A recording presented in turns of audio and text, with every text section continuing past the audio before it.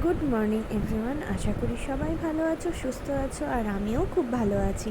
সকালবেলায় ঘুম থেকে উঠেই এরকম একটা মনোরম পরিবেশ দেখতে দেখতে আমি এখন বসে গেছি আমার ওষুধের ডাব্বা নিয়ে। আমি প্রথমেই বলেছিলাম আমি পাহাড় যাচ্ছি ঠিকই, কিন্তু উইথ ডক্টর পারমিশন। এখানে এসেছি যে কারণে, তার জন্য তো নিজেকে ঠিক রাখতেই হবে, তাই না? তাই ওষুধ তো ঠিক মতো খেতেই হবে। চট করে ওষুধটা খেয়ে নিই, এবার রেডি হব।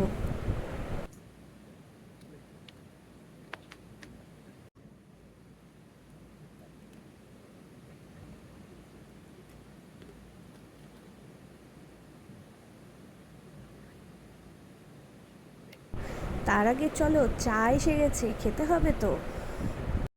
সকালবেলায় এই রকম পরিবেশে এক কাপ চা নিয়ে দাঁড়াতে কী যে ভালো লাগে। আর এই দিকে কে এসেছে দেখো।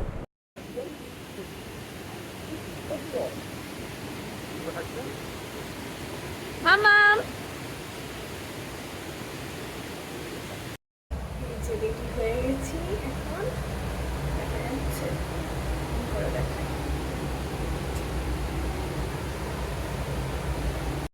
এখানে দেখো, আমরা রেডি হতে না হতেই সকালে ব্রেকফাস্টও চলে এসেছে। আর পাহাড়ের লুচিগুলো এত সুন্দর খেতে হয়, কিভাবে তৈরি করে কে জানে। যাই হোক, এদিকে আমরা ব্রেকফাস্ট করে নিই, সবাইকে খেতেও দিয়ে দিয়েছে। তারপরে তো যেতে হবে, ফটো সেশন আছে বলে। যদিও আমরা নিজেরাই নিজেদের ফোন থেকেই ছবি তুলেছি, তা হলেও এর আনন্দ তো আছেই। ছবি তোলার পর্ব শেষ হতে না হতেই এই দুজনের কীর্তি দেখো, ওই ঠান্ডা জলে নেমেছে স্নান করতে। যাই হোক, বিকেলবেলায় আবারও রেডি হয়ে গিয়েছি। এবার তো মোমো খাওয়ার পালা। পাহাড়ি মোমো বলে কথা, চলো তাড়াতাড়ি যায়।